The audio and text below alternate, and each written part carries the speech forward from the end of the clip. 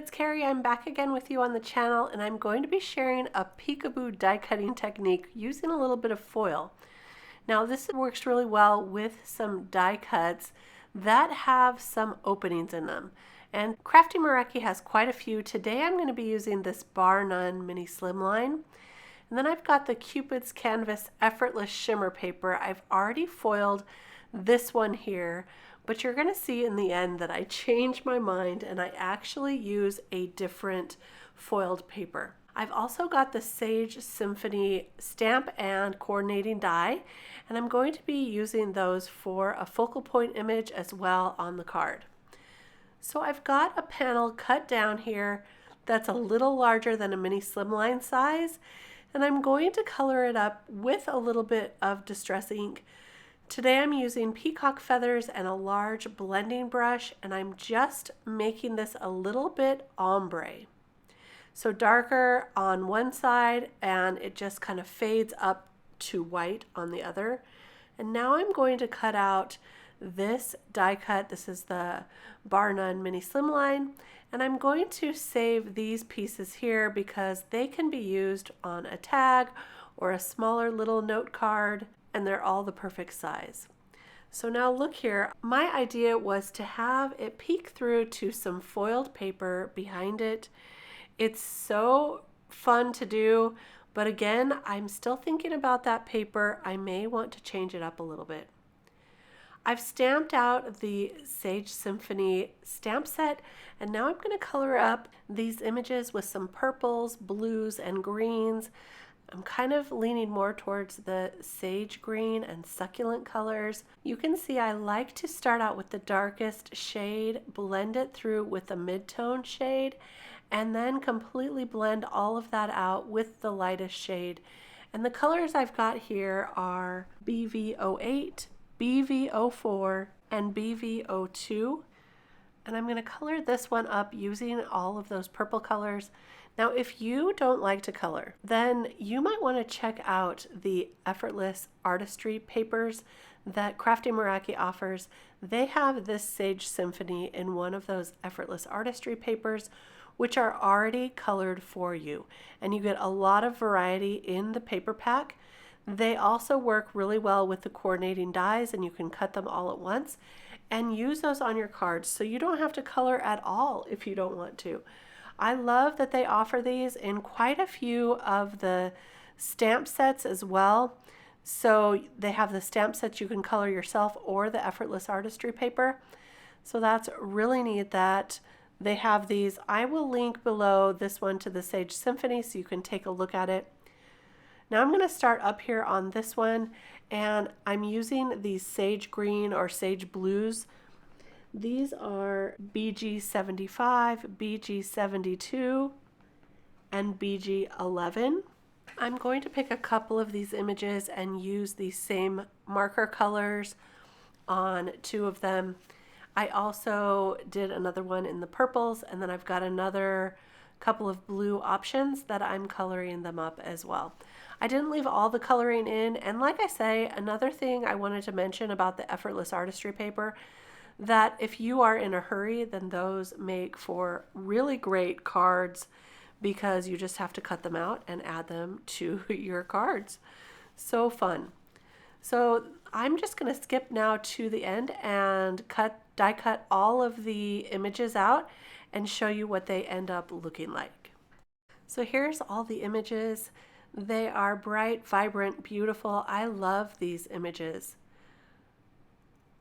So there's a look at all of them, and now it's time to pick a few to create our card now.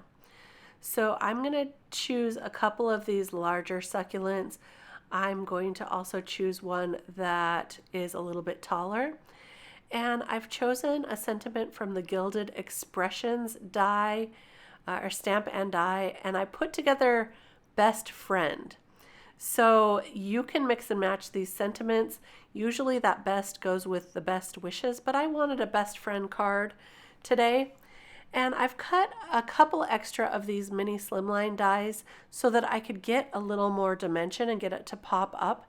And I'm just going to glue these all together now and create a more stacked look. So I cut 2 extras, and I'm going to add the third, or the top one here, that we've already colored with the inks. So now this piece is ready to go, and we can choose our paper for behind it. I'm going to stick a couple of acrylic blocks over the top just to make sure those adhere well together. And now take a look here. I was just checking out some of the other paper options that we have. There's one in here that says Love You, and they almost fit perfectly in those openings.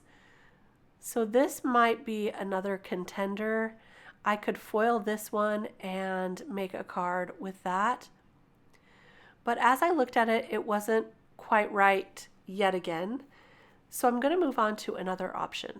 I had a sample piece foiled of the Floral Filigree Effortless Shimmer paper, and I really liked that with the green foil in the background. So I'm going to choose this paper right here and foil some with a green foil.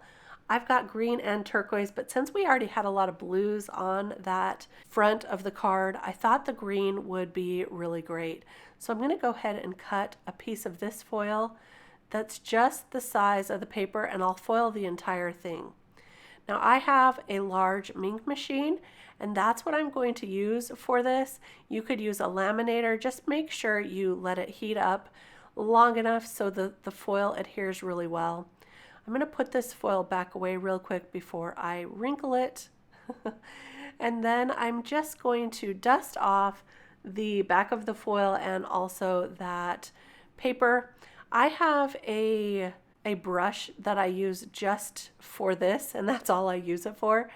That just helps to make it stick a little better, in my opinion. So here we go. There's the results, and I'm going to save that piece. I had another piece that I had previously foiled, so I used the remainder of that and put it on some toner paper. So now I've got a couple different options. I could use this one here, or I could use the remainder of the last one there, which gives it a lot more color in the background. I liked both of them, but in the end I decided to go with this one. So I think let's go ahead and put this card together. We've made some decisions. I'm going to go ahead and glue this all down to that panel, and then I'll trim around the edges just so I get the perfect size of paper. That green foil shining through looks so pretty with that turquoise ink. I think this was the right choice. I hope you agree with me too. Comment and let me know what you would have done. So now I'm going to go ahead and arrange those elements right here on the front and just make sure that I like that layout. I think that looks good right here. I'll take some foam tape and add the sentiment. I really like to pop that up just a little bit to give it a little more dimension. So we'll pop those up. I like to use my tweezers as well, and that just helps me place those right in the right spot. So that one's going to go right about there, and this one will go about right there. And then I can use some liquid adhesive to glue on these images. And I do like the variety of the colors as well. So gluing those down, I considered adding some gemstones or some pearls, but I really don't think it needs it with the beautiful images and that foil in the background, the touch of color on the die cut. So let's go ahead and add this to a card now. I cut some cardstock to 7 by about 6 1/4, and then I scored it in half. And then I folded it to make this card base so that it would fit perfectly on our panel. I did have to trim just a little bit from the bottom there, but that's okay. That is part of making a handmade card sometimes. So here's a look at the finished results. How do you like that foil peeking out from behind our die cut? This offers just enough of a peekaboo window to see that foil, and I think it turned out so pretty. I hope you enjoyed it too, and give this a try with any of your dies that have larger openings and allow you to do something similar to this. Thanks for stopping by. Don't forget to give it a thumbs up and subscribe to the channel. I'll be back soon to share more card inspiration. We'll see you then. Bye-bye.